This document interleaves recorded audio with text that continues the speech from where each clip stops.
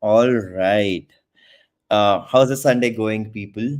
Well, now that we're live, let's make it even better. This is in Sergio, and I'm super excited to be back hosting a session. It's been quite a while that I was here, so super excited to see the excitement in the chat too.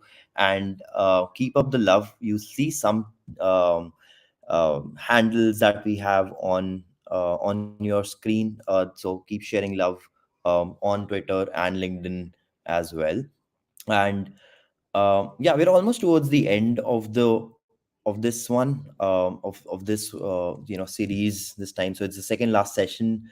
Also, let us know how you liked Marty's session on Friday.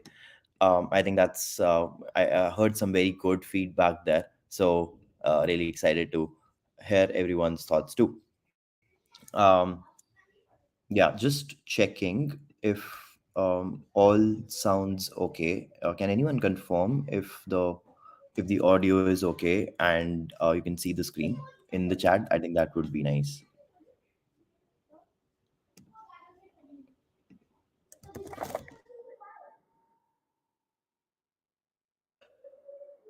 Cool, perfect. So let me go next. So we have a little pop quiz before we start. We have a very special guest with us, um, and we'll be introducing Ankur in just a bit. Um, and yeah, before we begin, this session on retention and growth, the nuts and bolts of it, we'll just do that. I will share my screen.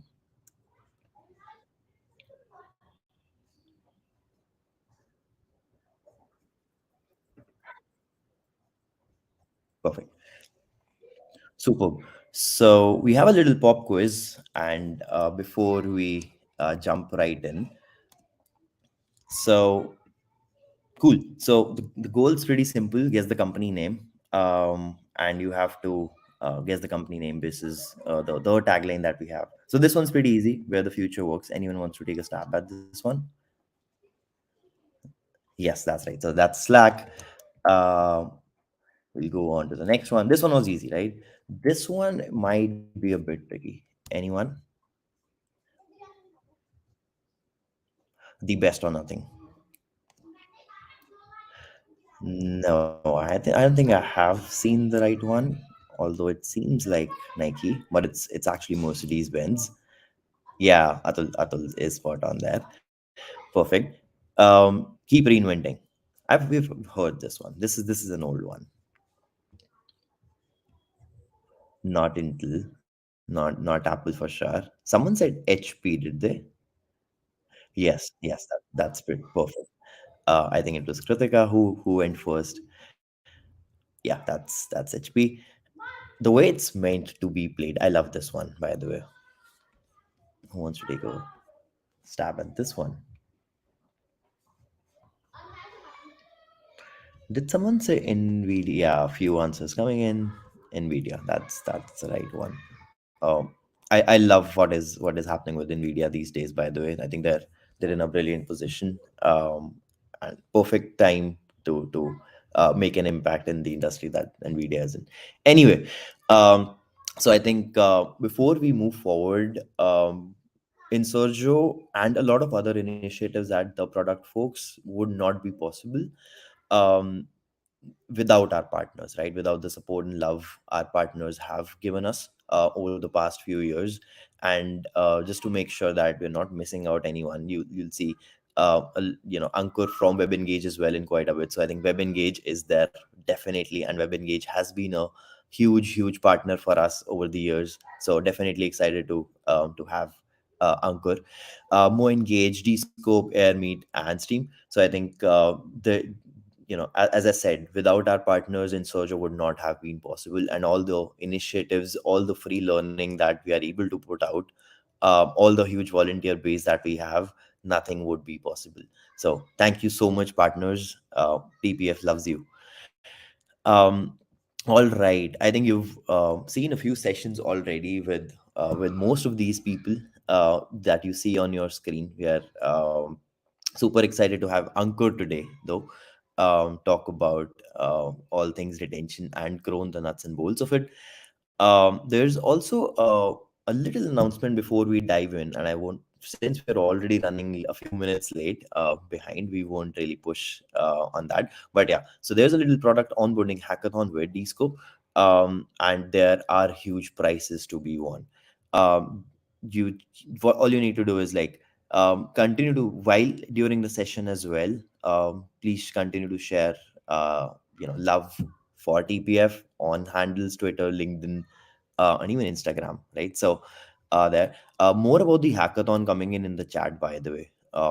I think there's also a link to it in the knowledge base. So we made it super easy for you to access the knowledge base. Just scan the code and that's it. um, cool. In Surge 24, we also have case studies and masterclasses powered by Team DPF in collaboration with ISB. So ISB offers a brilliant product management course. I've had the chance to share out a few learnings on that forum myself, so I can definitely vouch for it. Um, there are access codes that will be shared but at the end of the session, so just hold on, just enjoy today's session. Today evening is going to be great. Just hold on till that and then we'll begin.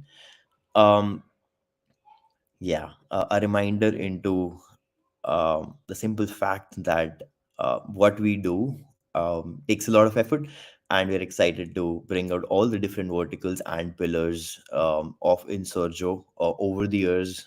I think this is the fourth series, right, Insurjo? So super excited to share out the learnings and build this platform for all, and each and every one of you to go out and just practice your learnings in product management and be a better product manager, right? So TPF sockets to be shared as well, a lot of them. I think a few of you have already received those. In Sergio 22 access, which was probably one of the better in Sergios that we've had over in the last few years. Swiggy treats after every session. I think a few of you can vouch for that as well. I see a few names that I recognize a few names there. Hackathon I already mentioned in collab with Escope, and the ISB product management certification as well. We have an exclusive access to it. So yeah, not everyone gets it, people. Um, all right, with that, we're 20 minutes into the allotted slot that we had for today, and we have Ankur, who is Chief Growth Officer at WebEngage. We'll be talking about retention-led growth, but before we get into any of that, I think we can have Ankur on screen in just a few seconds now. If Team TPF could do that, but yeah, I think just introing Ankur, and I think I'm doing this for the sixth or seventh time, if I'm not wrong. But Ankur has been with WebEngage since its early days. Has been leading the product and growth functions, a lot of product marketing, growth and product. So like that intersection of the three circles is where Ankur has his expertise in. A lot of customer experience like CX as well in the past few years, if I'm not wrong. um, but yeah, overall, Ankur is leading the growth charter across the integrated demand generation side of it, the business development side of things, all things marketing. So which includes product, branding, events, performance, and Ankur has been there, has seen our growth. as the product folks is, at the TPF community as well in the last few years.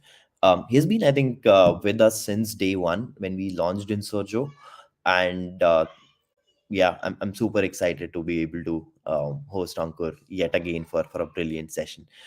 This one is not going to be a bit technical as well, people. Just like a little disclaimer there. So just make sure you have your full focus. I know it's a Sunday evening, and but no better time to actually get your hands on to some actual learning on retention. And before we move forward, one final note from my end. uh, it's just a personal opinion here that retention and growth were two aspects which were, or two subject areas, or whatever you might call it, which were not discussed or talked about together, right? They were two very different subjects, and for the most part, during this, we see, during the boom that we've seen over the last few years, growth was taking most center stage, right? Um, However, a lot of companies that you would be working with, or the ones that are actually showing real bulletproof nature, right, and have showed that growth, are focusing on retention very, very actively. So it's not just growth, which is the cool buzz, the cool bird, the cool word out there now.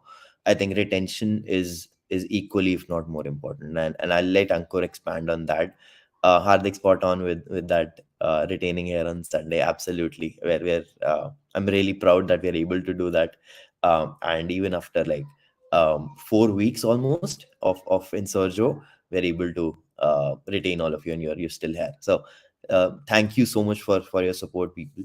And with that, I think a couple housekeeping items on my end. So there are a few milestones that you need to cross in order to graduate from Insojo 24 and receive the certificate. Sorry for behind, putting this behind the certificate, wall, but you have to attend all the live sessions. We know who attends, obviously. So we expect you to attend all the live sessions because those are important, not just the recordings. You need to post. We expect you to post your learnings on LinkedIn and Twitter. This helps us solve two problems. This makes us um, get some early feedback on how the sessions are going, and that is very important for us. And second, it helps create buzz, which is obviously good for us, right? So that's there. And you need to, third, also participate in all the weekly assignments that are there. Those are also put out in the knowledge base, so do access those. And then complete the hackathon submission that I just talked about a few minutes back. So yeah, you complete these milestones, you'll get the certificate, you'll be a proud and Surgeoite, and you'll be able to flaunt it. Um, yeah, I think this was a repeat slide. Oh yeah, I almost forgot this one. So last session on Friday with Marty, I hope that was a nice one. And we have Saurabh, Gaurav, and Nida, who posted some brilliant notes on LinkedIn. And Gaurav did it on Twitter, of course. And yeah, thank you for putting those up, and congratulations for being featured. I think this is a brilliant achievement in my opinion.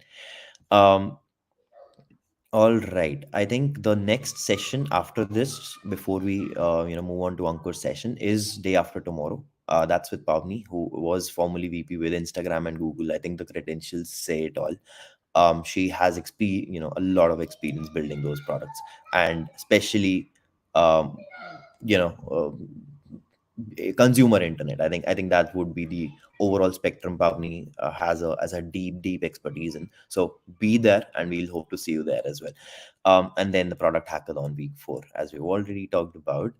um, there are also lounges after the end of this session, so please stay on. Do not jump the gun and hop off. There is an access to mentorship platform and the job portal as well.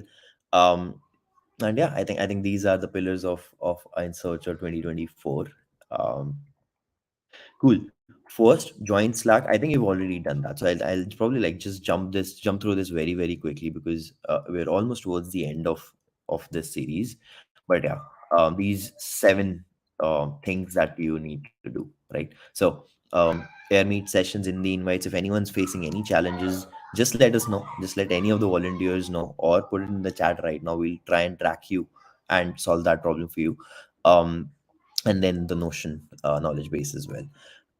Yeah, I think that's it from my side, and I think we can just start with uh, yeah, with Ankur. So if Ankur could probably join the screen, could anyone from the team TPF help us do that? Okay, let me see if Ankur's here. We see you. Perfect. It's so exciting to see you again on stage, Ankur. How are you doing? Very good, Smart. Thank you so much. It's been such a pleasure. I've been a big fan of what you guys are doing at TPF. So yeah, we'll continue to support in whatever way we can. Perfect. Perfect. Yeah, thank you so much for your support over the years. And yeah, we're I think excited to jump right in into the session, and I'll let you take over and share your screen as well. What are we Alrighty. going to talk about today? We're talking about retention-led growth, and I'm going to talk about some real hands-on stuff in that sense. And this might get a little theoretical for a few things, but it's pretty important for anybody working on this subject to understand those concepts theoretically.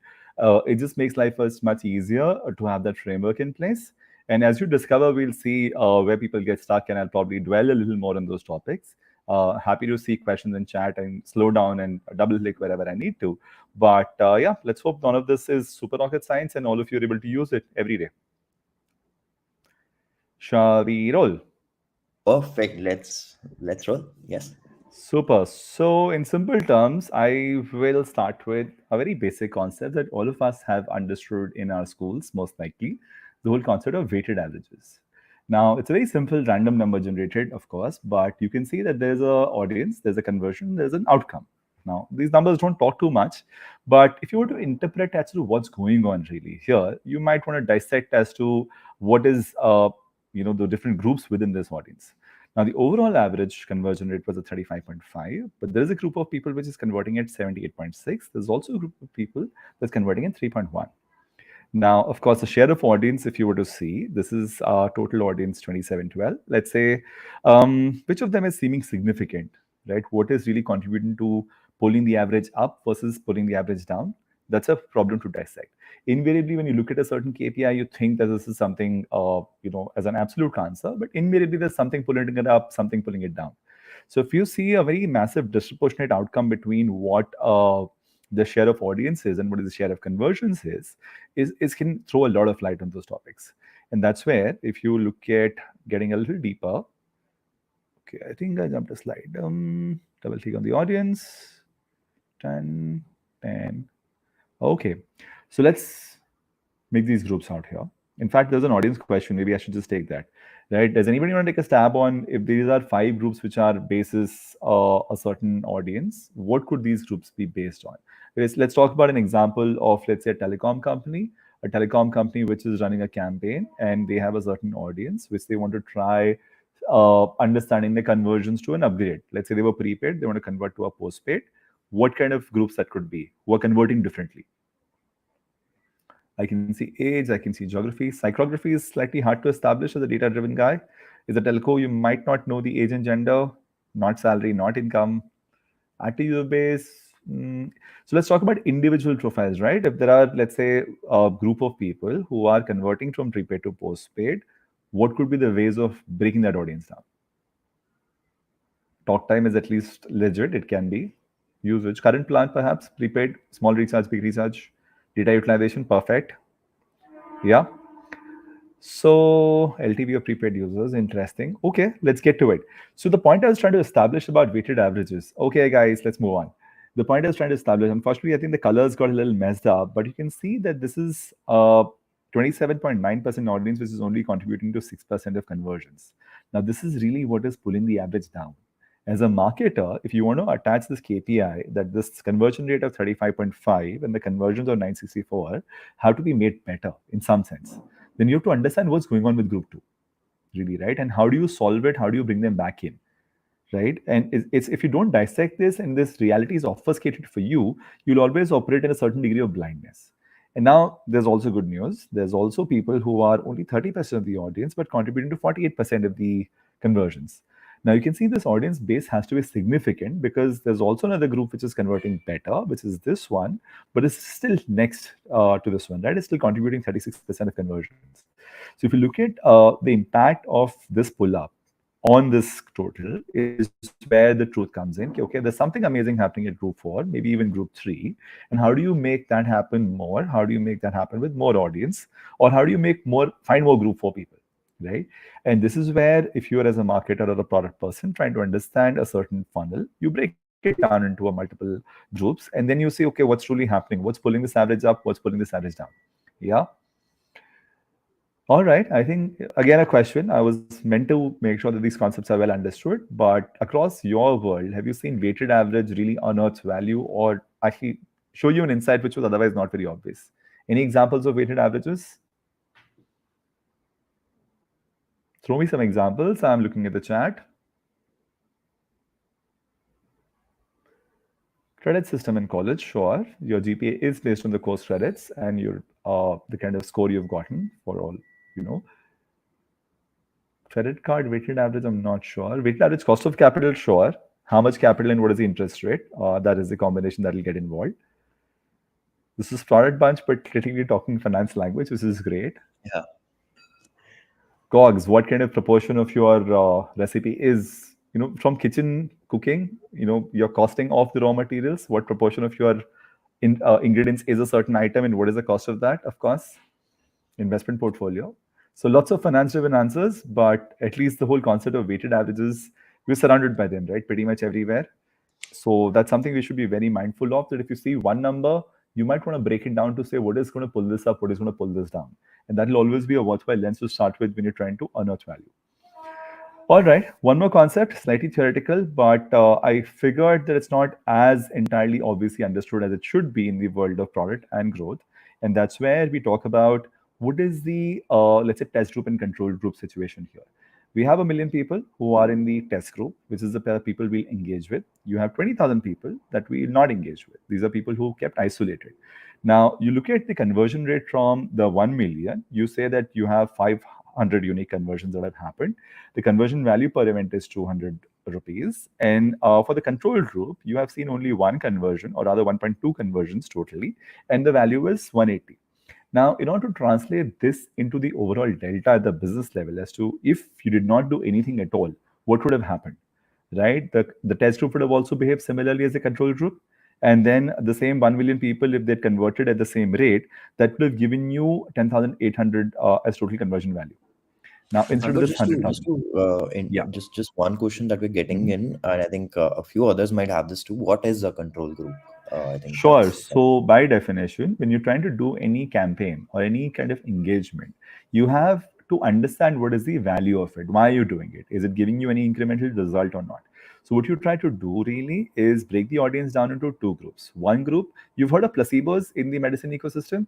So, you don't give them anything real, you just give them something just for the psychological benefit of it. But then there's a lot of people who get real medicines. And you see if this group is behaving better or this group is behaving better. So control group in that sense is actually the people who don't get any campaigns, don't get any messages, don't get any offers or discounts. And the test group is something which is getting that specific offer, getting that specific discount. So you're able to really isolate, okay, how is this group behaving versus how is this group behaving, right? Uh, it is an extension of A/B testing in some sense, but it goes a little beyond that, I would say. It happens over a slightly longer period. Or usually because the control group, if you're trying to have an incremental impact, which is of a certain delta, if you're going to make more money out of the test group, then you don't want to have a large group which is excluded from it, right? If you're doing a very risky experiment, you'd probably do it with a smaller group and then see what's the winner. But if you're trying to do incremental revenue impact, let's say the way this is used in our world is with WebEngage or without WebEngage, what is the kind of revenue that's being made by the company from their current audience? So when they want to send engagement campaigns from emails, WhatsApps, abandoned cart notifications, if there's a set of people who don't get any of this, how do they behave? In this example, those people actually 20,000 of them make you 216 rupees of revenue, but the million people here make 100,000 of revenue. Yeah, it's just a Rohit. This is a random number for the sake of it. just the example, right? So don't take the numbers in particular very seriously. The point to be established was if the conversion of the control group is projected on the target group, which is the same conversion rate that's applied on this 20,000 people, is applying on the 1 million people, what would happen? So if the company actually sat and did nothing, the entire audience would have behaved the way the control group is behaving, which is where they would have made 10,800 rupees in revenue. But because they made the intervention, because they did a whole bunch of campaigns and activities, is where these 1 million people actually placed 500 conversions. And then this is 100,000 in revenue made. I hope this clarifies. If anybody still needs further dwelling on it, please write in the chat. Okay. Placebos, I think, is a simpler way. Just imagine, okay, I'm going to not give something to these guys and give everything to these guys. Let's see how these two behave differently, right? But just the projection of conversion rate from the control group to the test group is the math to understand the delta that's brought in. All right.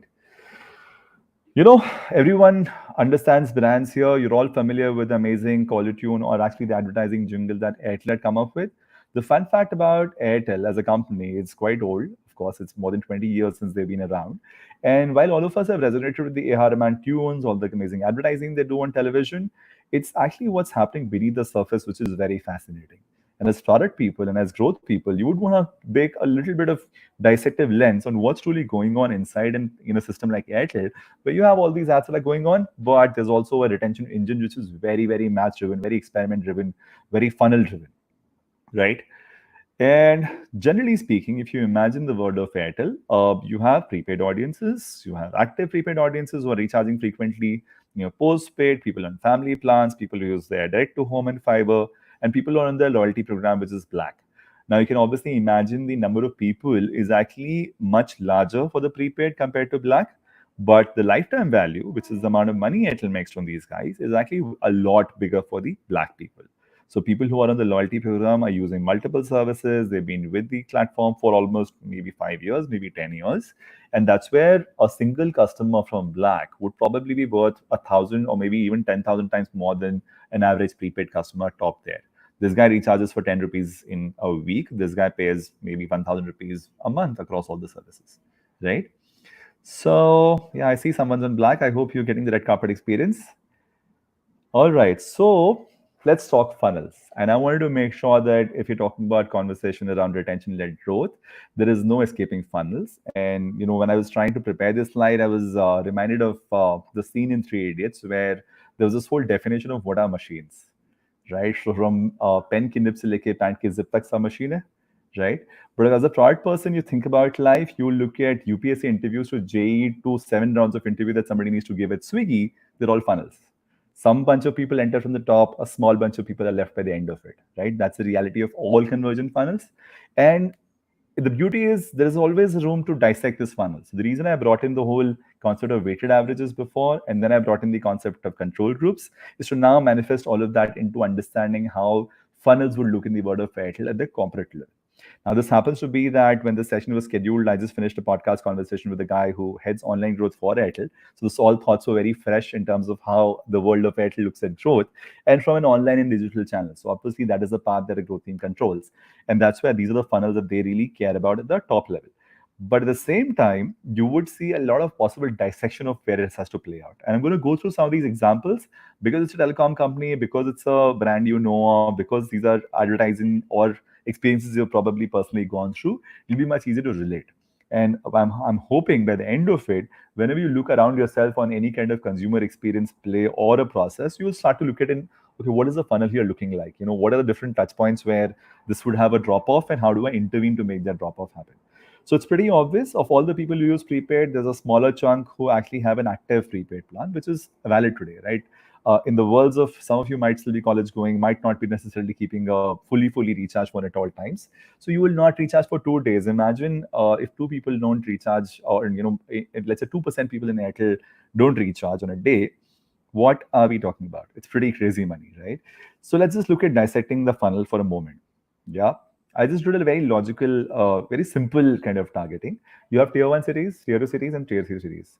You can probably imagine that the active prepaid base shrinks between tiers. I mean, this is Mostly hypothesis, mostly for you to relate to it. Don't think of this as a reflection of Airtel's true business. I'm not authorized or supposed to be sharing sensitive information, so I will not talk anything super number specific here. But the intent here is to get you understand funnel a little bit. You can probably imagine a tier three city to not have really many black customers, right? I mean, I don't even think they have that many relationship centers over there. But you can imagine that a tier one city would likely have a more active bunch, slightly fatter lower part of the funnel, right? Normally, but is this throwing some sort of insights to you yet? Okay, what can I do in this segment versus this segment versus this segment? There are dissections that are further going to happen. So what I've just done here is segmenting the funnel by a certain criteria. So now my overall weighted average number of any drop off, let's say prepaid to active prepaid ratio was a certain number. The moment I break it down by tier of cities, the number starts to look different. And suddenly I have one new number to play with that, okay, my tier three cities, if I'm able to move the needle on my prepaid to active prepaid conversion, it can have a very meaningful impact on my business. Okay, so then within tier one cities, what's happening? I now zoom into my first part of the funnel and I segment it even further. I have people who are recharging every day, who might be just doing a 10 rupee recharge, and then who are people recharging once a month, and then people who recharge for once a year.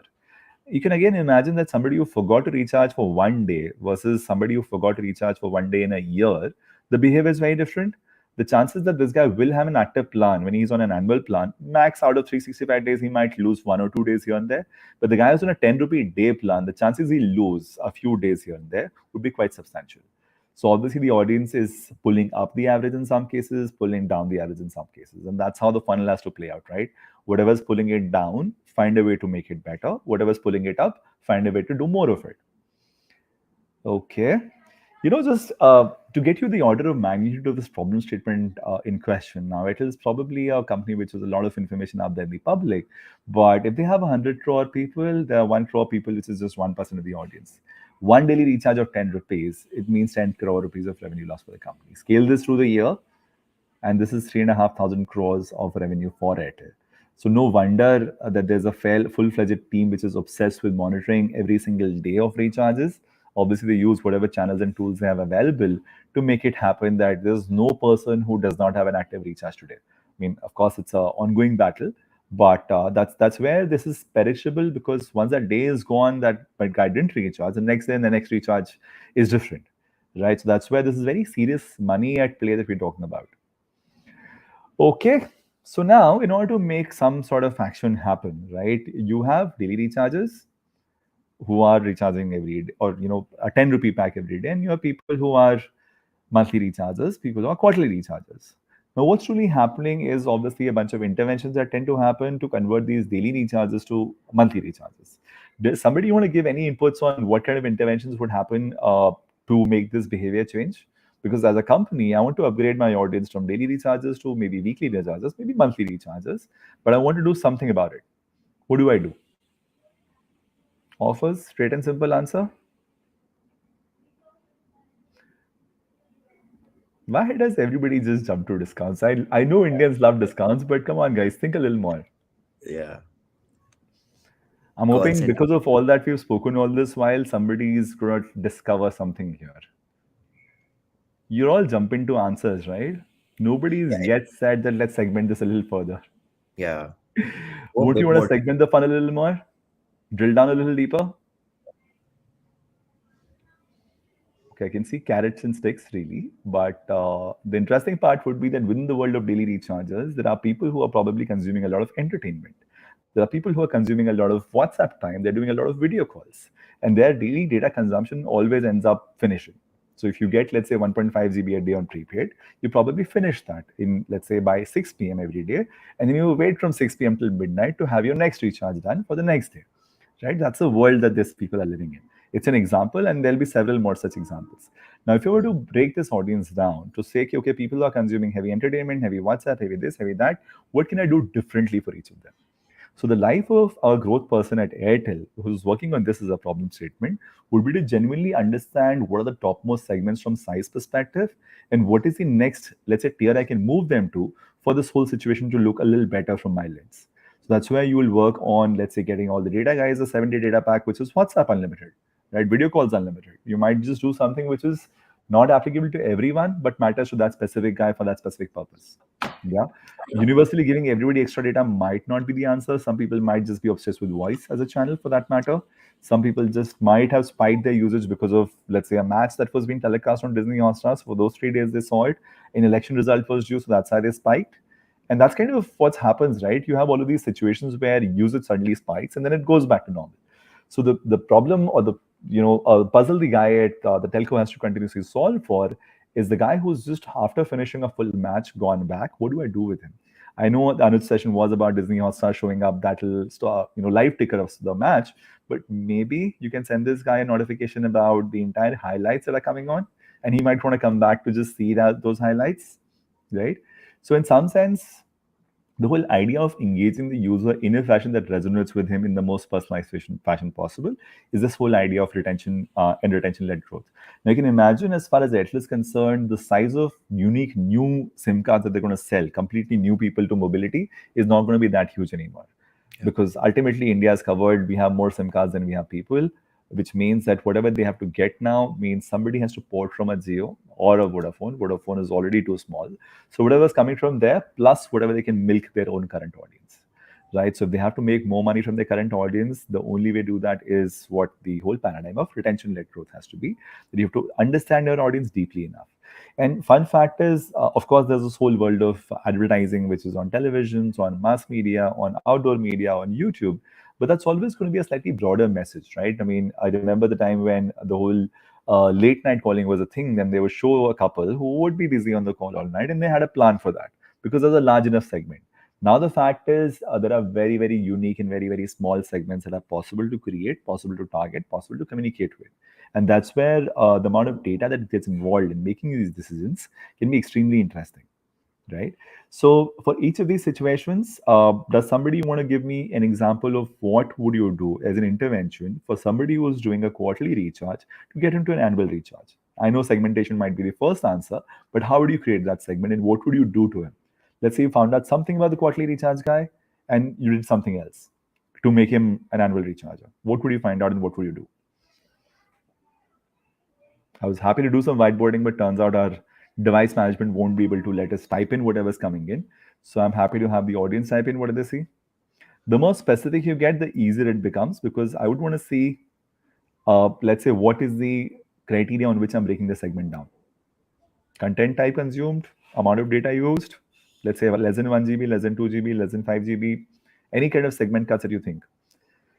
Payment date behavior. So people who recharge on the last day, T minus 7 days, T minus 30 days. Okay, something. More ideas? All of you have known the decoy pricing, right? The cinema halls that you go to when you buy popcorn, the mid-size pack would be like, or even go to Starbucks, the large coffee versus the mid-size coffee, the price difference is not that big. This is what a lot of people do. So the annual plan, if it's worth only 2x the quarterly plan, it'll seem tempting and it'll be seem worth it, right? For a telecom company, given the fact that the infrastructure is largely fixed and the operating costs don't change, if they sell somebody who is buying a quarterly plan and annual plan for even 2x the value, it works out. So OTT platform is an offer. If you find out that they're consuming entertainment, sure. So within 250, a quarterly plan to an annual plan along with an offer around an OTT, sure. So you find out entertaining consumers, you give them an annual plan on Z5 and they'll upgrade. Yeah. I love the fact that people just natively think in terms of offers and incentives. I think that's the biggest driver of human behavior anyhow. So it's only fair that we do this. Buy annual, get 1 quarter free. So various offers, I think that's marketing lingo wherein what kind of offer would appeal to whom. And there is a certain amount of experimentation you can do. But the fact would be that the more you understand this user, the more effective your offer would look. For somebody who needed a Z5 subscription, if you give him free data, that might not be as effective and as appealing. Which is where to break the segments down to the level they can be, and then to give an incentive which is actually meaningful will become a very, very powerful driver of upgrades and business, right? All right, I think we just covered this already. So let's go forward. This is kind of where the whole journey of optimizing funnels will end up being a journey down the rabbit hole.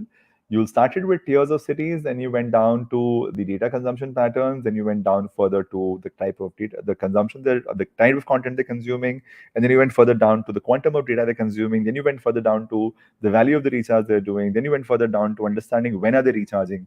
So it can keep going on and on and on and on. As a marketer or as a product person who's thinking of growth, what you need to be mindful of is don't get overwhelmed. You're not going to be able to do the entire set of things in one day. It'll be a while before your entire system looks as sophisticated as it needs to. But does it mean that you don't start early and start rolling? Of course you do, right? So, is this what a life at a telco looks like? You have people who are doing daily recharges and you move them to weekly recharge. That's what you start with? Or is there more to it? No, there is more to it. You can do a whole bunch of things which are going on in parallel. Where are people from daily to weekly, weekly to monthly? This, that. Of course, I've just copy pasted a whole bunch, but I'm sure you get the idea as to what's truly happening. Or how far down the road are you? Now you can imagine when people talk about 100 growth loops or 200 journeys or 500 journeys running in an account, what's really going on? So you obviously started off with the most impactful item on the top, wherein just the daily to weekly, if that happened, this was the biggest needle mover in their world. I use the word needle mover quite a lot because when you're trying to make interventions, you have to understand what's going to make the largest impact at the top, right? So when we looked at the first example on weighted averages as well, we need to find out which is the largest contribution to my conversions and how do I get more of that and what is pulling me down the most substantially and how do I fix it. Otherwise, in the middle of these two ends of the spectrum, what's the upper end versus the down end, you will find a lot of little optimization that you can keep doing, but they'll not give you the kind of impact that you're expecting to get. So you start off with the big impact areas first and you solve for those, and then you keep getting sharper, sharper, sharper, sharper, sharper with it. Right. So that's a life at the telco ecosystem. I wanted to, share some real screenshots. Of course, I'm on Airtel. I'm not on Black yet. They've been wanting me to get to Black very quickly, but you can see what they've been promoting to me. The first one is a DTH. The second one is a Wi-Fi. The third one is a Wi-Fi mesh. Now that they know I have a Wi-Fi, and the fourth one is actually a camera because probably they know that I have a watch-based SIM card which is used for my kid. Right, so I might want to buy a camera. So think of it from the Airtel growth guys lens that I have a whole bunch of customers who will resonate with different things that I would want to upsell to them, and they would probably be appealed to by better by something like this. A real case example, which I heard from the conversation, I guess it might be on the slides, but let's say a real question. COVID period meant a lot of incremental DTH connections. Everybody took fiber at home, that they wanted to work from home, they wanted to use video calls and Zoom calls. They had all of this. Now what happens? After COVID, everyone's gone back to office, so the fiber connection requests are suddenly down. So what do you do now? How does Airtel get more people onto fiber? And what is the insight that they got at this situation out of it? Any inputs on what would be the insights to solve from the fiber drop after COVID was over? People were back to office. It's a real business problem. A real solution has been found out and actually executed. Yeah, the dream run is over right after COVID. So how do you for it? So how do you solve for that? I'm going to take a little pause. I would want to hear from people. What do they think about how do they actually solve this problem? And just one piece of advice from my side, uh, like to everyone in the audience, I think before jumping to the solutions bit of it, just ask the important questions first. Uh, what is the important question? Uh, before jumping into the solution bit of it. We all love to be right in the chat, but Yeah, I mean, it seems pretty straightforward in the answer because I see a bunch of people getting it correctly. yeah, Kind of, not entirely, but almost there. yeah. So the fun fact, as somebody Sanjeev has just typed in along with a bunch of other people, is they discovered that even after people start to go to office, they've still gotten used to watching TVs which are smart. So you want to watch OTT content, you want to watch YouTube on your TV, you don't want to watch it on your phone anymore. So suddenly the house Wi-Fi, the bigger use case for that became entertainment instead of work from home. So now what did they do? They basically bundled the DDH and the fiber plan to say for 699 rupees, you get everything. Did those balloons just fly from me? I don't know why. But so the idea really was that Airtel ended up putting this whole campaign out where a whole bunch of people for 699. I thought I had a picture of that campaign somewhere. Let me see. Hmm. Yes, there you go. So they actually combined these two things, and this became a very attractive offer. And now suddenly you're back in the game where more people are buying fiber. So just as a data point, a fiber connection typically ends up being a lot more expensive than other bunch of things that you can do from a telco. So at 699 rupees, if you're doing with a monthly data point from one consumer at the scale of Airtel, can you imagine the scale it gets to? It's quite phenomenal. So more examples. You can see the examples on the screen. This is add a connection at 200 rupees more, which is a nudge to move me to a family plan. And then there is a whole unlimited data on international roaming because they thought I would travel here and there. I might have taken a plan from them before. And then you have Airtel Finance. So you can imagine they're almost always trying to sell me 10 different things at any point of time, sometimes slightly aggressively, sometimes not so aggressively, sometimes slightly, let's say, more tempting than others. International roaming won't happen unless I'm traveling. So you can be passive about it, but it's at the top of the page. So I remember the next time I'm traveling, I should choose roaming Airtel. You do have a lot of people which have dual SIM phones, and I could have chosen a Vodafone roaming versus an Airtel roaming. But if Airtel is tempting me into it, then and offering me a better price, chances are I'll choose Airtel. So that's where the whole lens on how do you keep making more from existing customers, how do you keep giving them a higher upgrade in your system, the deeper loyalty with your system.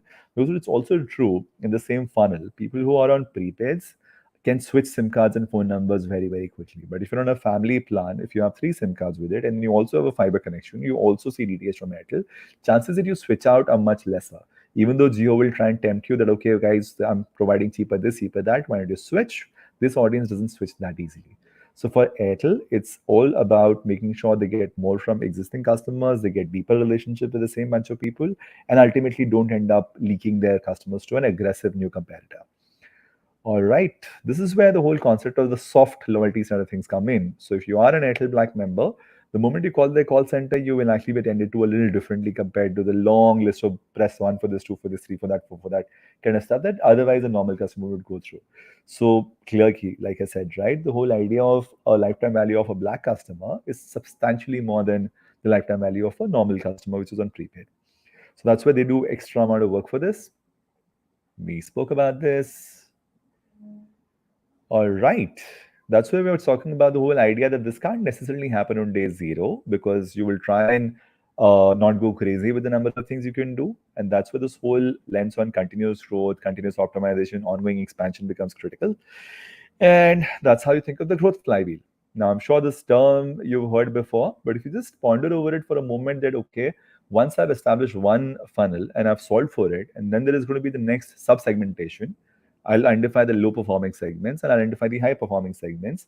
I'll do more of the high performing. I'll do less of the non performing. I might just be able to choose the audience I'm getting in or a way to change the behavior of that audience to move that average a little up. Right. So ultimately, everything in the life of a growth guy is about moving the bottom guy up, keeping him out of the top guy.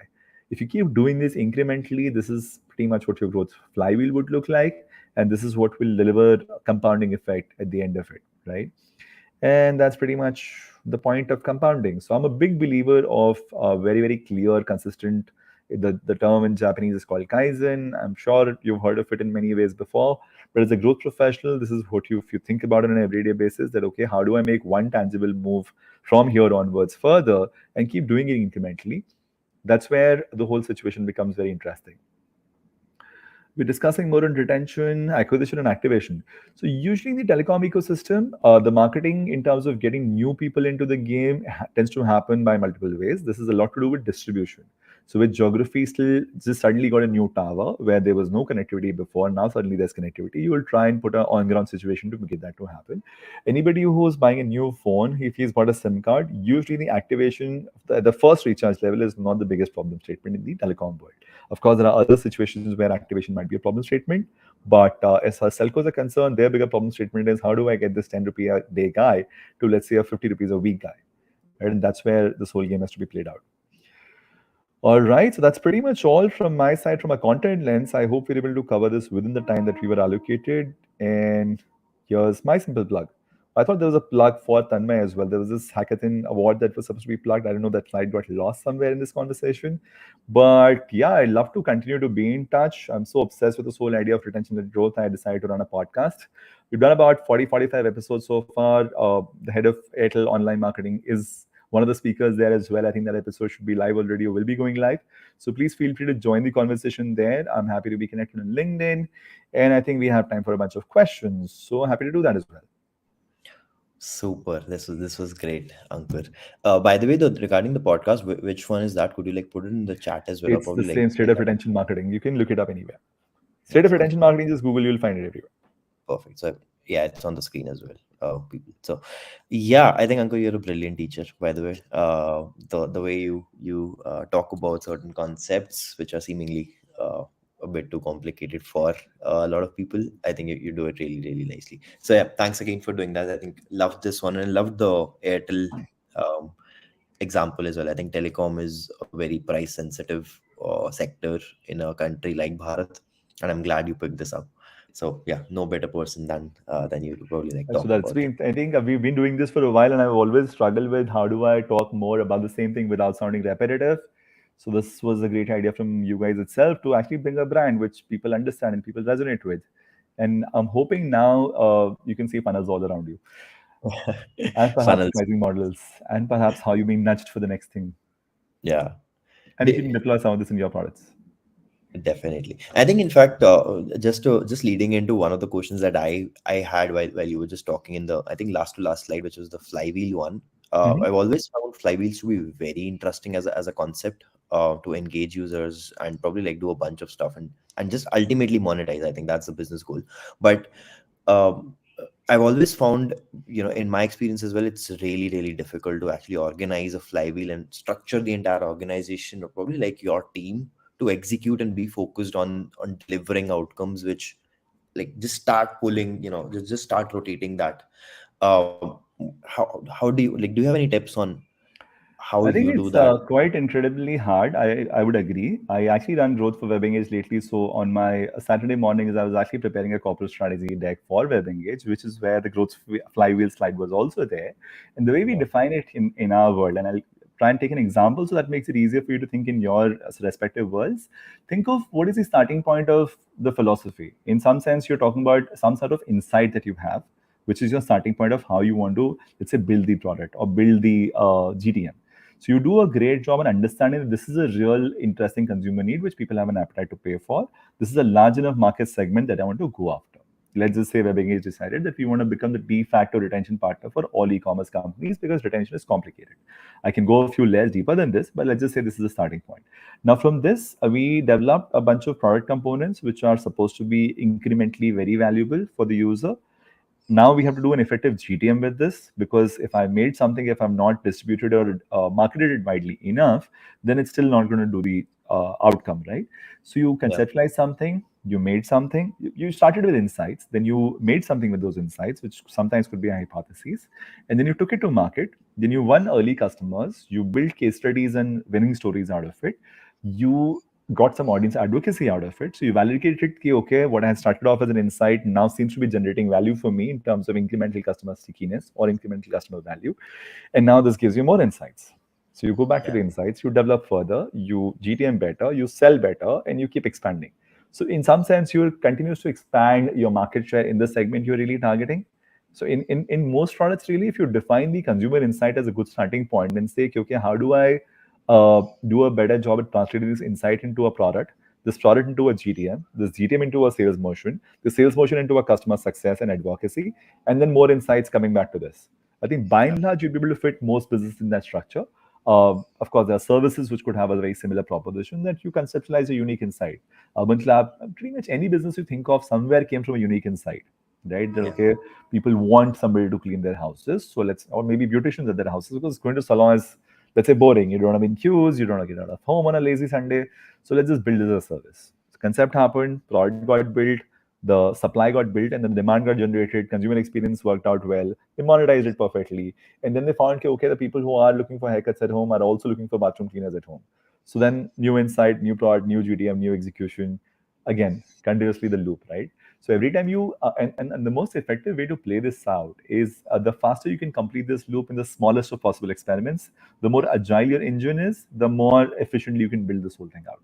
If it takes me nothing to pilot something new, I will probably run 100 experiments, maybe out of them, half of them will win. But if I'm super slow with this flywheel turning, I will just do two experiments a year. Maybe they are large impact, but in some sense, that's a probability.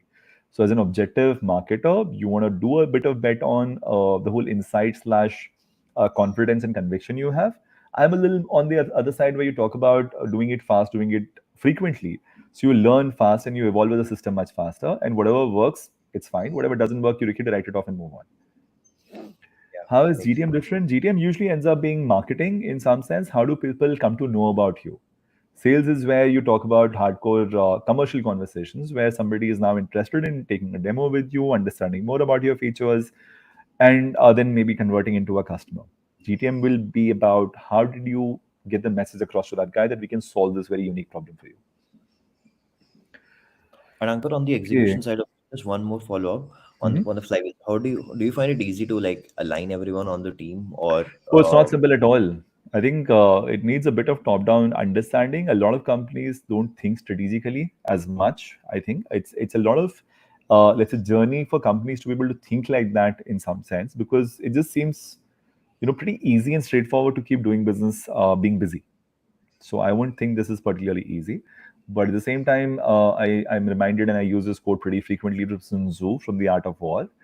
Strategy without tactics is the slowest route to victory. Tactics without strategy is the noise before the defeat.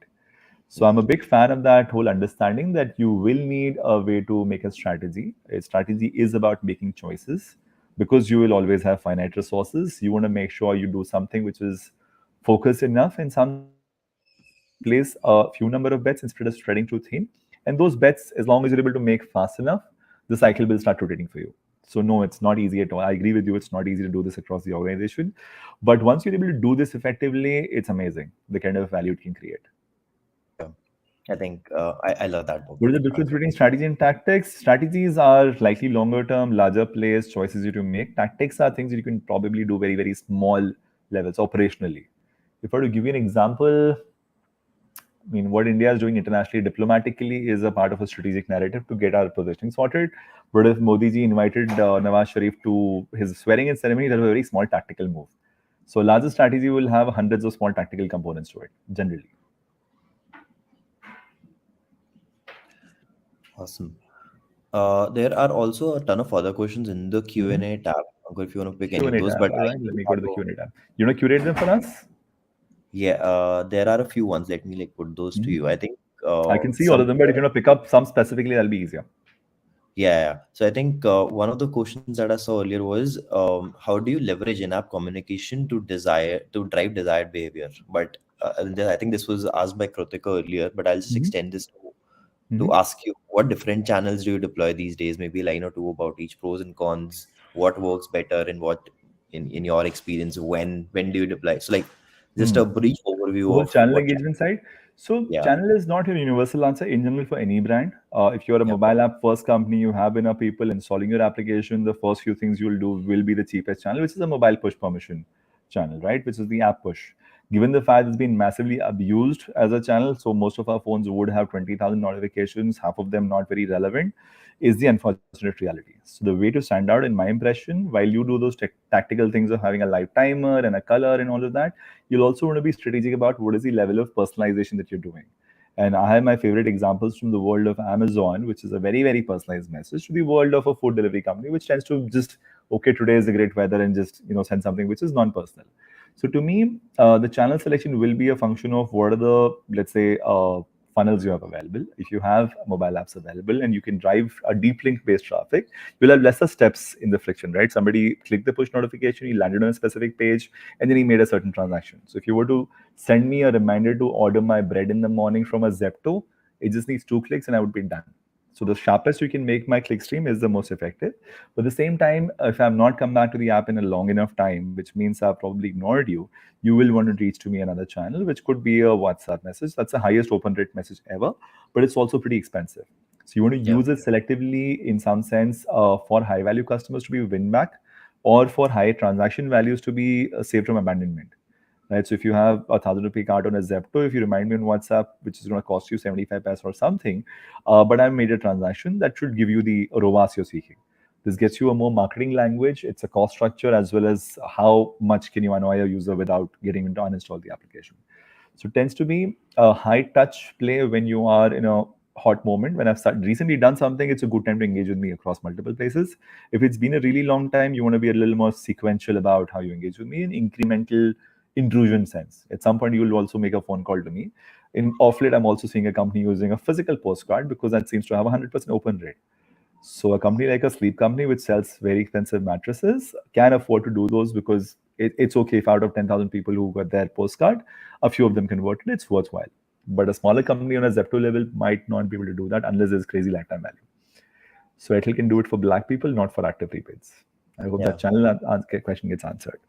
makes sense. There's also one question from Saksham, and I think she's been with us since Orjo one. In fact, if I Sure. remember correctly, Mhm. do we just guesswork on the segmentation cuts and any?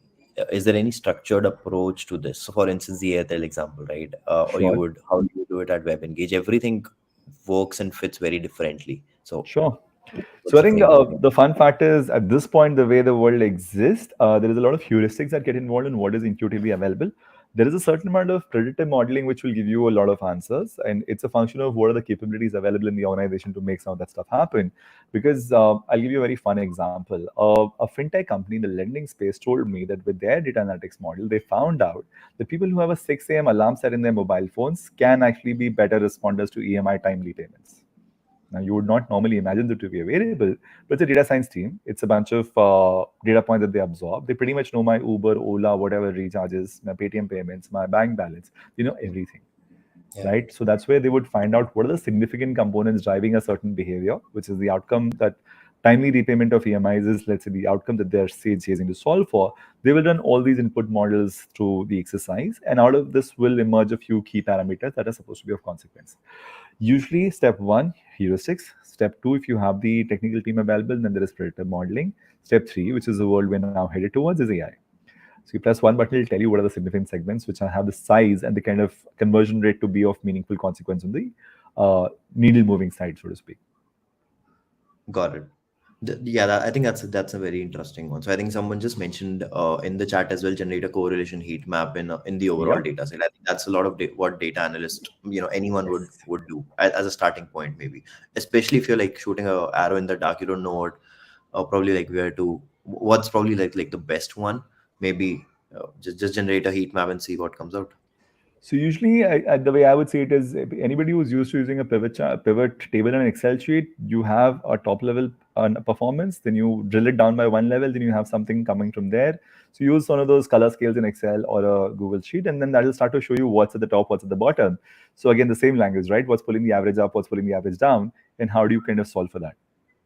So just to be sure, so Mhm. it is coming in more from the data side of things, Absolutely. not necessarily. I mean, there could be insights, as you mentioned, in a few minutes back as well, where you have these business insights. Like the trend is towards this. Probably like the leadership could come and say like there are a few insights, or like other teams could come and share some insights, Mhm. but it's still more data led than probably. So even if I have heuristics that I believe that data consumption might be a pattern that would show different behavior, I'll still have to double click. So when I'm making a pivot chart, I ultimately have a number of columns in my table that I can pivot on. If I don't have the right columns on the table, no amount of dissecting it will give me much.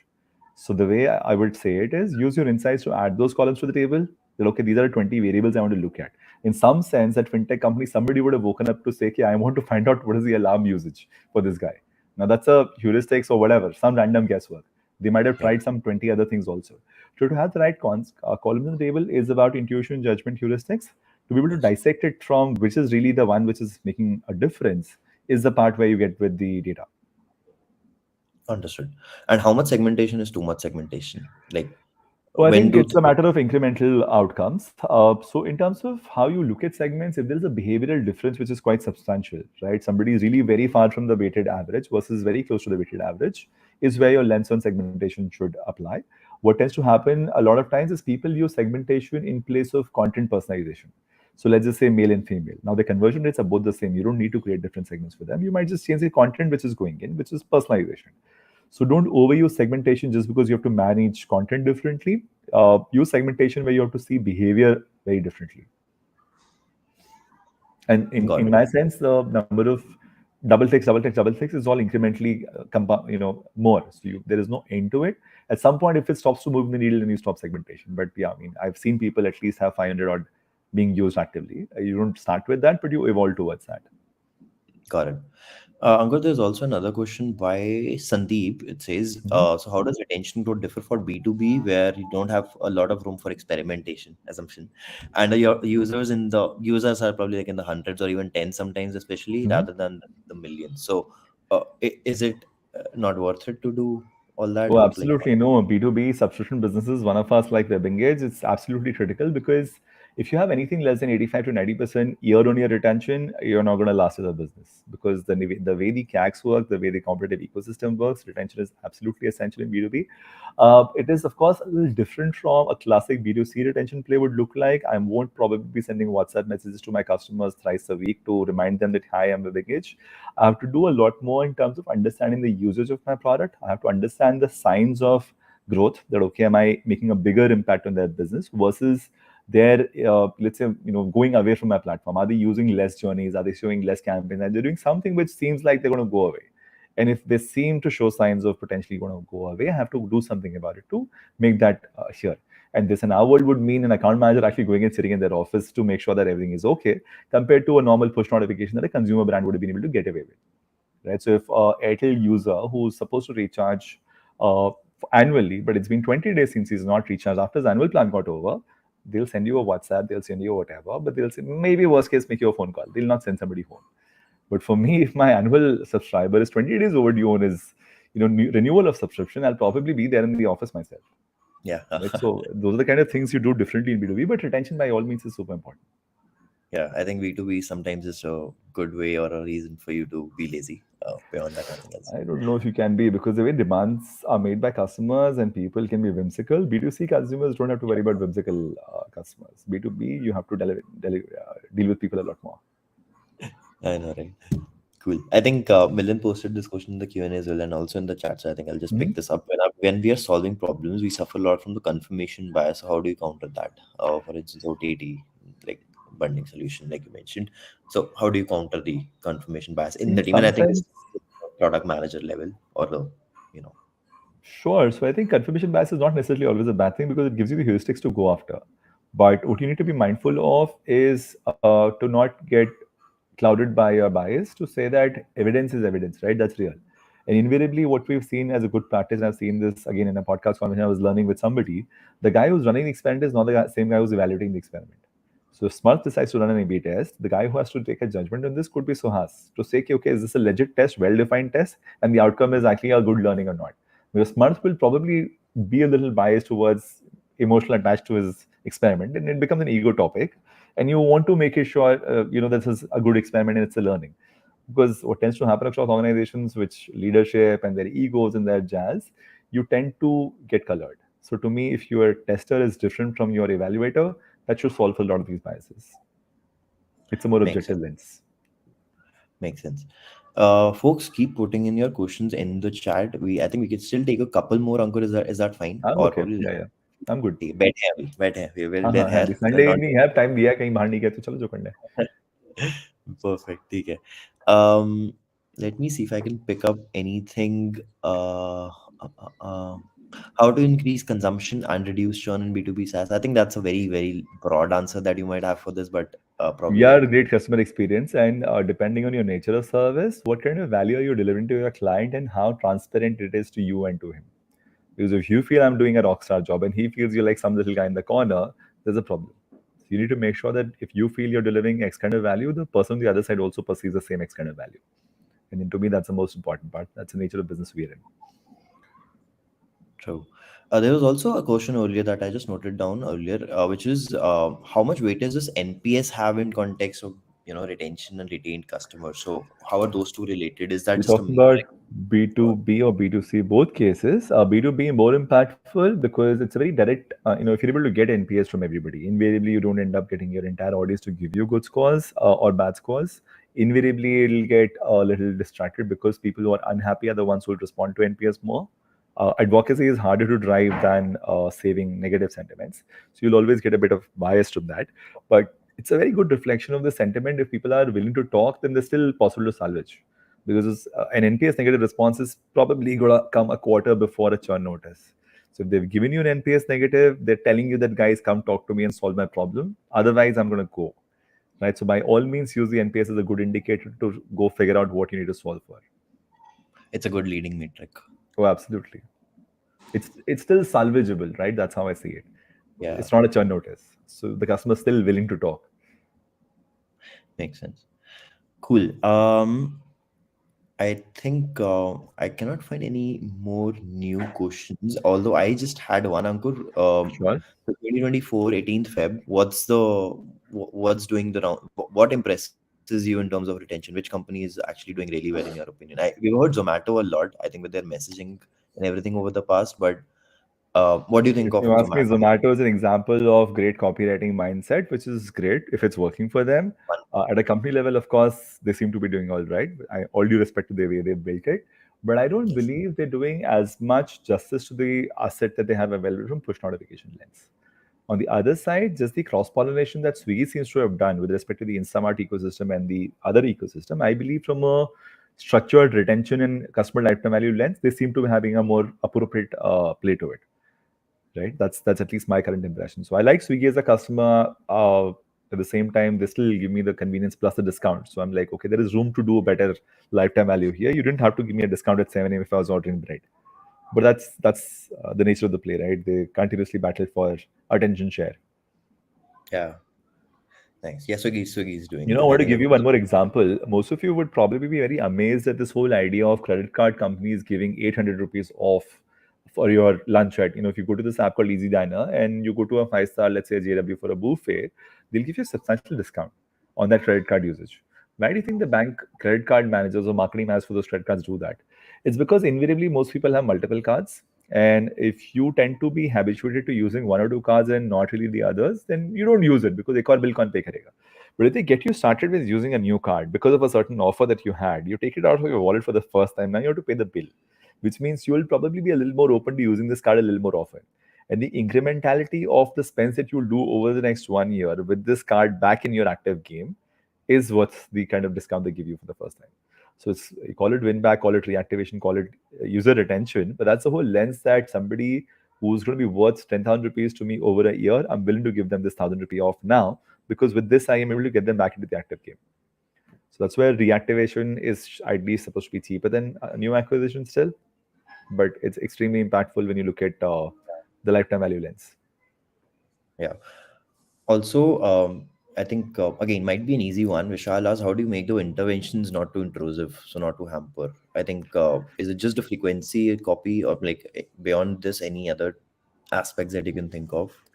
It's a little nuanced and specific. Let's just say somebody who's in the lending industry. Now, the heuristic there is when somebody is eager to find a loan, he's going to apply to everywhere, right? Mhm. He'll look at five possible places, he'll fill up the loan form everywhere, and the first person to reach out and talk to him meaningfully will probably end up getting a larger mind share. So if you're slow about it, if you're going to be saying, "Yo, I only want to send one message a day and I'm going to wait for him to respond," no, it's not going to work.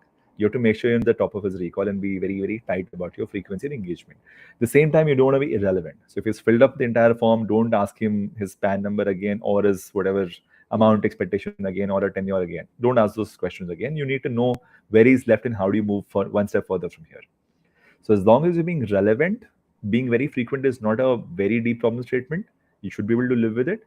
But if you're being irrelevant, then even if you're sending one a day or two a day, it's a problem area.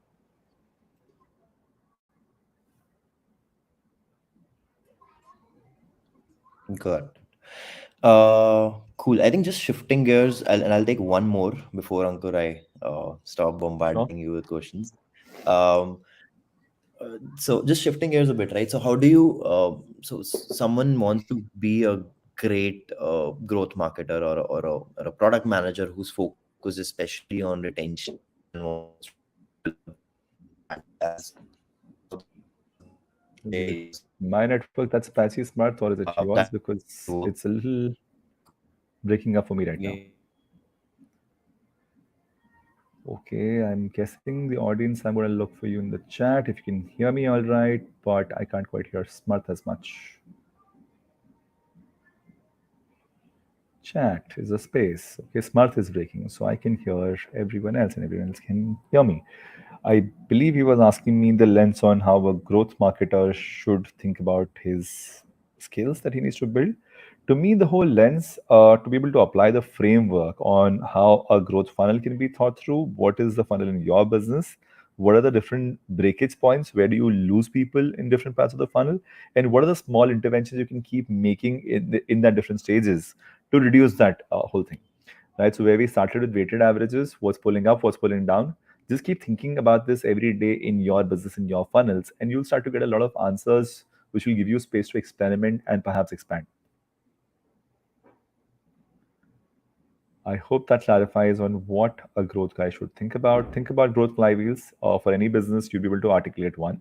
Good idea to write it down once so that maybe one version, two version, three version, you'll be able to define a reasonably accurate picture of your business as to what the insights look like. How do you translate them to an offering, which is a product or a service? How do you do a GTM with that product or a service offering? How do you drive sales, and then how do you drive customer satisfaction, advocacy, to a point where you continue to get new insights and your growth flywheel just goes on and on and on. How much product analytics is needed for product manager? I don't know. There's a book. I think Amplitude has published some good stuff on this. To me, if you understand funnels deeply enough and cohorts deeply enough, that's quite enough in terms of theoretical knowledge. Then it's a function of playing around and keep dissecting and double clicking on every funnel and everything. You get budget for retention just like acquisition. Retention actually it costs a lot lesser than acquisition because you're not using Google and Facebook idly for this. Even if you're doing a much more segmented job, so you know your high value customers, and then you're putting that into a segment on Facebook. The ROAS, as the marketers call it, is actually supposed to be much better than what your new customer acquisition ROAS look like. So no, you should not spend as much on retention as you're doing on acquisition. Funnel creation, funnel related thinking. They're not abstract. If you think about it, just break down the journey of what are the different steps that are involved from the user's entry into your system and to a happy outcome into the system. Just think about the different steps that get involved. And if after every step somebody's, let's say, discontinuing the experience, that's your step in the funnel, right? So let's just say that of all the people who walked into the airport and you want to find out the number of people who are boarding a flight, right? What are the different touch points from here to there? And you'll be able to find out, okay, the leakage happens here, here, here, here. Like for instance, a travel company like Make My Trip, when somebody books a ticket to the point he actually boards a flight, imagine the different opportunities they have to build a lifetime value out of this particular person. They could sell him taxis, they could sell him insurance, they could sell him a seat on the aircraft, they could sell him a pre-booked meal, they could sell him a arrival pay taxi from the destination. So they have 6 7 things they can sell. Somebody who's bought everything versus somebody who's bought a few things is a different level of value that they have derived from that customer. So if you think of the black equivalent of Make My Trip as a outcome of the funnel, obviously the just plain ticket booker is your prepaid guy, and from there to the last step is a journey. Sometimes it's not linear. People can jump steps in the funnel, people can go back in the funnel and all of that, and that's okay. But as long as you visualize one level that this is how a funnel looks for my business, and then whatever leakages are happening, you're able to make the interventions to pull that weighted average up, life should be okay. How to get to product growth from tech product? Understand funnels. A product manager, if who understands funnels, can just talk growth all the time. Common mistake one can make during retention-led growth: you will go too fast to kind of go too deep quickly. Start from the top, start with just a few segments, start with the ones that are moving the needle for you, then double click. If you start off with saying that I'm going to make like a 7 level pivot and then a small segment out of it, you'll struggle for coverage because the segment will be too small to make an impact. Strategy to get rid of bad customers: don't give them what the bad behavior looks like. If you're saying there are discount hunters, do your discounts selectively. You do it only on some products, only on some times, only on some, let's say, parts of the year, not everyone everywhere. So if you're offering the same thing to everyone, of course somebody will take advantage of it. All right, customer retention of work marketing product team. I think it's a common thread. We've seen the best outcomes happen when these two teams collaborate. That's where growth teams come into picture, and that's where we've seen the best results come through. Because marketers can think intuitively about segments and content and copy. Product people can intuitively think about conversion funnels and, in some sense, automation. I believe when you have to run this at scale, there is no way you can do this without automation, and that's where it works out. Strategy and tactics are not a choice. Like I said, strategy without tactics is slow, and tactics without strategy is a nightmare. So don't be purely tactical, think strategy, make choices. How frequently PM needs to consider funnel in B2B case? PM's funnels, I think the marketers worry about funnels a lot more than PMs do in B2B. PMs need to care about adoption, which is not so much of a funnel problem if you think about pure B2B. Proven solution strategies and brainstorming for a creative solution. There's nothing proven when you look at objective world, right? A lot of things will get discovered incrementally. So I would pretty much start from first principles when I'm talking about a new business. Retain customers when I know the customer has negative ROI. Why does the customer have negative ROI? Which means you invested a lot of money on the CAC and he's only made one transaction. You need him to make the second one to make it positive, right? So you need to make sure that you're not acquiring terrible customers. If you're acquiring a lot of customers from a channel which are not repeating at all in the second transaction, then there's a problem with your acquisition strategy. You should think about reallocating your acquisition spends. Booker course, I think continued within Sarjo. That should give you a lot of insights about this. Smart, I'm just taking a raw stab at all the questions in your absence. So hopefully this is going to be useful for people who are still listening at 6:30 p.m. on a Sunday. Discovery phase, retention. I don't know if it's a B2B or B2C product, but if you're in the early days of your conversation, you will want to understand that what is your D3, D7, D9, D15 looking like. If people have logged into your platform once, are they coming back to it tomorrow, day after, or the natural repeat frequency? If they're not coming back meaningfully, so if you have 100 customers who've tried your app for the first time, and even if 20% of them didn't come back on the before the 7th day, you have a problem somewhere with the proposition or the kind of people you're getting in. Yep. New Age cards, FamPay travel card. How do you see it as an edge? I think a lot of these New Age travel cards are thriving on the basis of some heuristic insights that they started out with. The more they think like a typical bank, which is being seasoned in doing some of this retention-led growth for a long enough time, because banks truly know when to give you a loan, when to give you an FD, when to offer you a home loan or personal loan or credit card. The first step in, by the way, a banking relationship is how many auto pays have you established. You don't not leave balance in a bank account which is going to pay your electricity bills or your credit card bills or your home loan EMIs and all of that, right? So if you have those things coming from a bank account, as a banker, I would want to make sure people do that. If I have a new FamPay account but I've not set up any of this, the chances that I'll maintain that as my primary account are much lower. That's where a banker thinks about those things in that sense. Indian startup, I'm very optimistic about the Indian startup ecosystem. PM product-led and retention growth. If you are looking at product-led growth, there's no way apart from retention-led growth. You can't achieve product-led growth without thinking of retention on an everyday basis. Because if it's retention-led, if it's product-led growth, which means you're not getting to have a human being in front of your customers, right? It's the product experience which is supposed to bring him back. If the product experience is not bringing him back and you don't know if it's coming back or not, how do you propose to expand? Because whatever new customers you bring in will just keep leaking away and you will not expand your active base. Okay. I'm back. Welcome back. I was just having fun. Sorry about that. No worries. Okay, so Cool. you want to get back to curating anything that I might have missed, or are we good for the evening? Yeah, I'm not sure if you took on the last ones or which ones you picked up, Ankur, but yeah, I think I'm Okay, let me looking see at. if I'm just scrolling through the Q&A section or the chat section right now. This is a Q&A section. Why is this two different sections? Sorry. Okay, I'm looking at the chat right now. Yeah, people says he answered everything, Which so I think is good. like you've done a great job as always.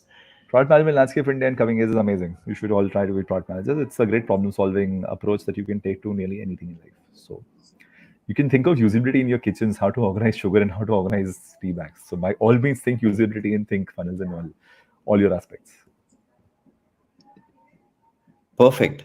Cool, super. Have a wonderful Sunday evening, everyone. I'm happy to connect on LinkedIn. Happy to be in touch, answer more questions whenever we get the chance. See you guys Yeah, around. Ankur, if you could just drop in your LinkedIn handle as well, or Twitter, or It's link. all Okay, the let me just look it channels. up. I think LinkedIn is where you're Yeah. most active. So folks, do give Ankur a follow or like just request to connect. I think um, it's great to always follow all the content that I'm Well, I think if you're exposed. very curious about the subject, I mean, of course, I'm happy to plug my podcast in. It's actually the best way that I have learned a lot because I've spoken to some 40, 50 odd product and marketing folks across different companies. It's very, very interesting how this has played out in terms of We how do see people the are potential. different levels of maturity. I think my favorite there is a guy called Bharat from Jungly Games, and then there's this gentleman called Karan from Kisht, fintech lending. That's where I've learned some of those examples from. Bharat is pretty obsessed with the A/B testing example we just gave, that the tester has to be different from the evaluator. So I keep curating all these lessons. So pretty much all that I've spoken today is second-hand knowledge from somebody that I've spoken to. So yeah, very interesting. Love it. Thank you so much once again, Ankur, for being here and participating in Sergio. And it's always wonderful to see you. And Super cool. Always a pleasure. Thanks, Smart. Thanks, everyone. See you guys all, around. thank you. Folks, just before we end this session, while Ankur is getting off stage as well, um, just a couple announcements. One, I think I mentioned this earlier as well, but please do follow the. I think you all have the knowledge base access, so I think everything is in there. All the key links that you would see. We did talk about the hackathon with Dscope, so I think that's something that you would see a notification on as well from some of the TPA volunteers in just a bit. I earlier pasted in a link to chat. Let me just do that again. All the key links would be there. So this is it. Oops, the last one did not apparently get pasted. Let me do that again. So that's that. And yeah, I think that's everything that we have had for today. Hope I did not miss anything. If I did, you would see a notification or announcement in the Slack channel, so please do follow or keep a track of that. And if anyone made interesting notes on this, please do post it on Twitter and on LinkedIn. And the next session happens to be on 20th, which is day after tomorrow. So with Pavni. So see you all there. As I mentioned, great insights in the consumer internet D2C space as well. So put all your questions. I think a lot of it that will be a very conversational session as well. So hope to see you all there. I think that's all that we had for today. And enjoy, have fun, have a great Sunday. Bye.